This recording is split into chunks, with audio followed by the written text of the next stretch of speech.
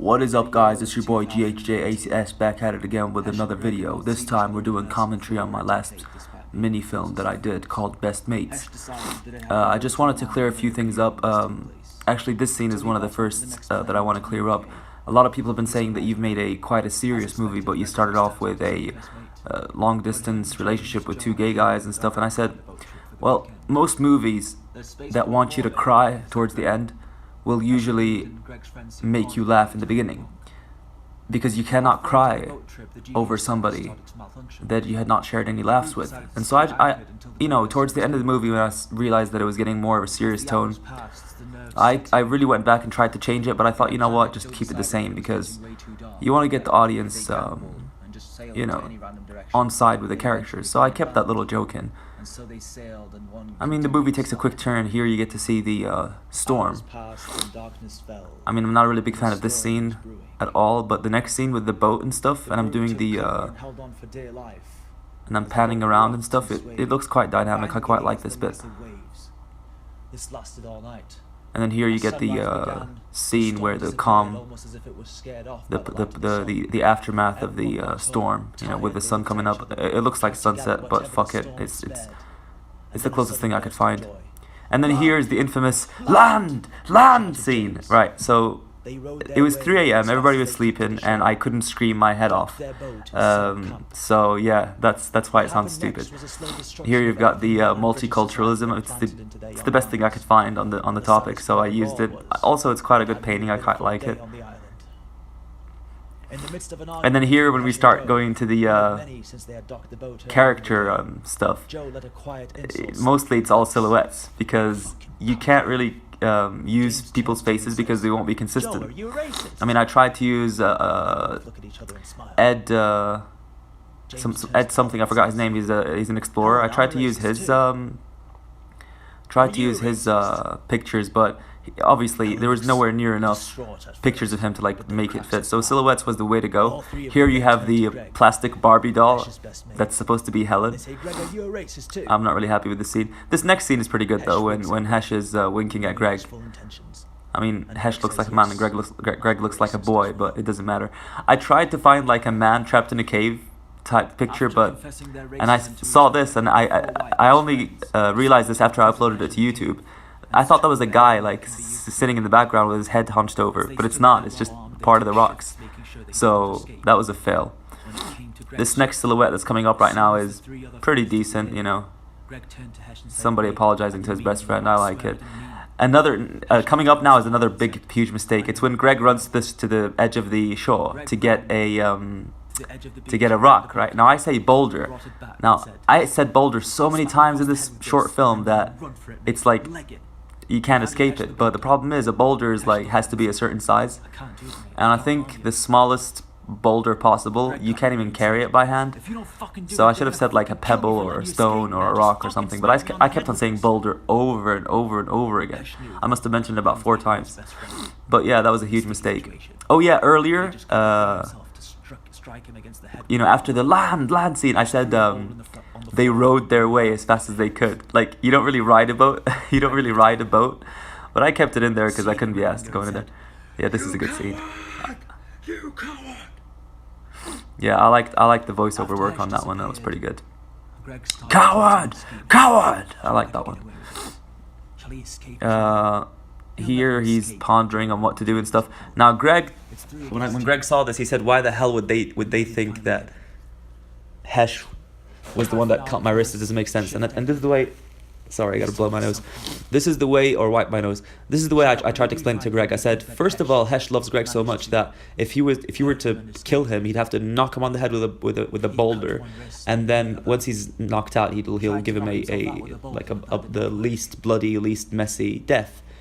That's what Greg wants Joe and James to believe in Helen. However, from the other side as well, Greg tried to knock himself out with a rock. It's pretty hard to do harm to yourself, So this is why slitting the wrist is a classic suicide technique, because it's not very messy. It's quite easy to go ahead and do, to push yourself to do it. So that's why I chose it. I mean, when Greg brought up this point, I was dying. I was laughing. I was thinking, this is the most ridiculous thing. How did I not see this? But yeah, I thought about it later and I said, yeah, it does make sense. Because from their point of view, James, Joe, and Helen, so it is something Hesh would do because it's, you know, tame. And in reality, in Greg's point of view, it is easy to do because it's tame, so it makes sense. But it just gave it this like emo feel.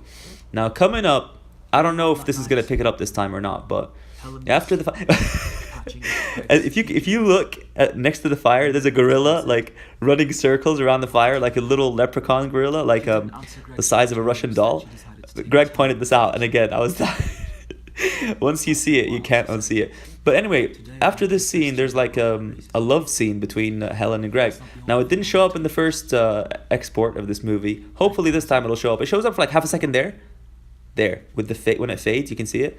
But after that, it's just like blackness. And yeah, it was a really beautiful scene where Helen and Greg discuss, you know, the future and stuff. And she confesses to her love to him. But in the final export, you know, the one that went out, the one that we published, it's just a black screen. It was horrible. And then this black screen's over and it moves on to the next scene, which is quite beautiful. I quite like this picture.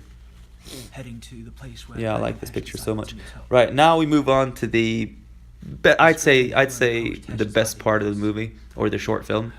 Not quite this bit, but the bit where basically the bit after Greg gets caught in the trap. That's pretty much the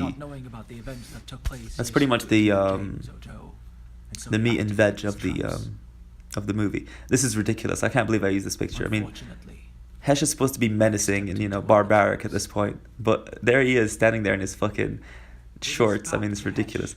And there, okay, it works because Greg is white and Hesh is like brownish and stuff, but he's naked. So I like this scene. This is quite good. I tried to keep it consistent with Helen and giving her a ponytail in every single shot. That was quite difficult to do.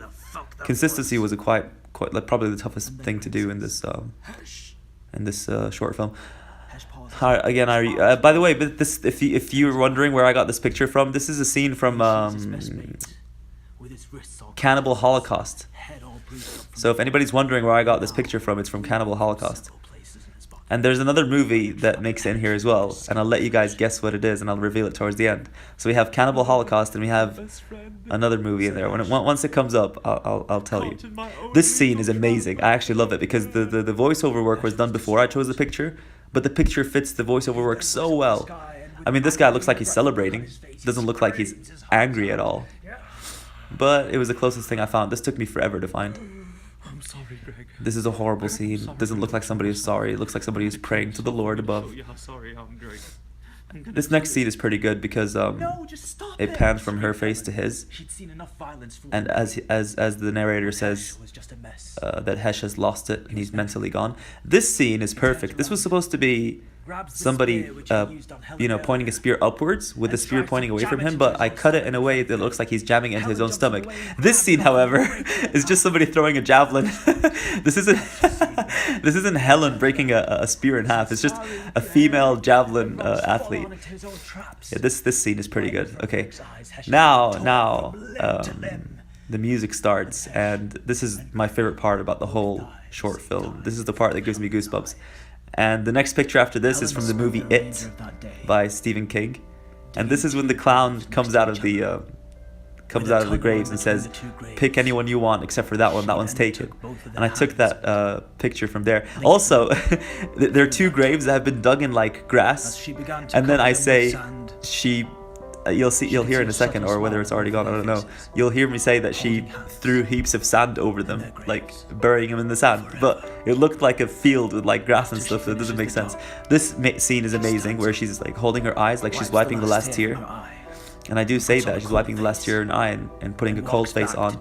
And then it's back to these two, James and Joe. They look really mean. And this is them making fun of our dad. And this is the best bit, when it just pans into her face and you see the sorrow in her eyes. Well narrated, I'd say. And look at the timing. When the credits roll, the music just hits. Listen. There. Did you see it? It was perfect timing. So written by Hesh, okay, that's true. Directed by Hesh, produced by Hesh, performed by Hesh, edited by Hesh. All those are real. Narrated by Hesh, fair enough. Lighting, special effects. I mean, all I did was pan around. Location, because this took place in my mind. This was a Hesh studio production for Radio Hesh. Right, see you guys later. Thanks for watching.